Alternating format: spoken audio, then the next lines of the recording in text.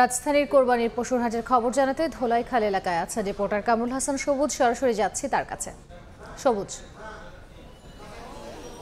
রাজধানীর পশুর হাটের খবর জানাতে আমরা এই মুহূর্তে রয়েছি ধোলাইখালে। এই ধোলাইখাল হাটে যারা গরু নিয়ে এসেছেন দেশের বিভিন্ন জেলা থেকে, তাদের প্রত্যাশা ছিল আজকে অন্তত জুমার নামাজ পর থেকে কেনাবেচা জমে উঠবে বা তারা প্রত্যাশা মতো ক্রেতা পাবেন, কিন্তু সেইটা থেকে আমরা যত জন খামারি কিংবা ব্যাপারীর সাথে কথা বলেছি তারা আসলে হতাশার কথাই জানিয়েছেন।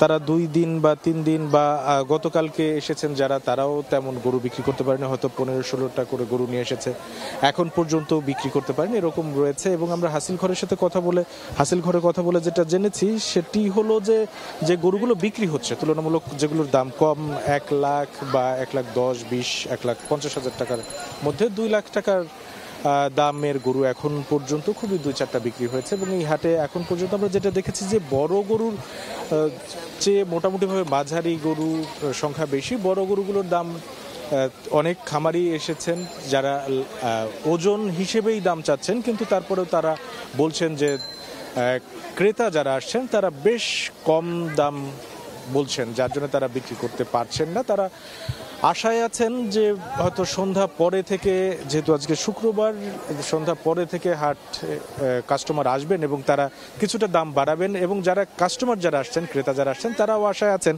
যে যত দিন সময় গড়াবে ততটা হয়তো খামারি কিংবা ব্যাপারী তারা গরুর দামটা কিছুটা কমিয়ে চাইবেন, এভাবে তারা কিনবেন। এবং আর হাসিল ঘর অর্থাৎ এই হাটের যারা অপেক্ষায় আছেন যে ক্রেতা বিক্রেতার দরদামটা মিলে যাক এবং বেশি পরিমাণ গরু বিক্রি হোক, সেই অপেক্ষা আছে।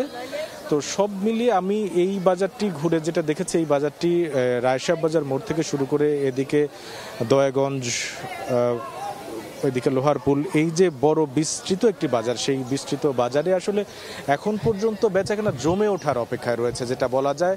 ক্রেতারা রয়েছেন কিছুটা দামে কমে কিনবেন এবং বিক্রেতারা রয়েছেন আরও দামটা কিছুটা তারা প্রত্যাশা মতো পাবেন। এইভাবে আসলে চলছে। এখন দেখা যাক সন্ধ্যা পরে কি অবস্থা দাঁড়ায়। তো আমার কাছে এই মুহূর্তে এই হাট থেকে কোরবানির পশু কেনা বেচার সবশেষ খবর ছিল। রাজধানীর ধোলাইখাল পশুর হাটের খবর জানাতে সরাসরি যুক্ত হয়েছিলেন সহকর্মী কামরুল হাসান সবুজ।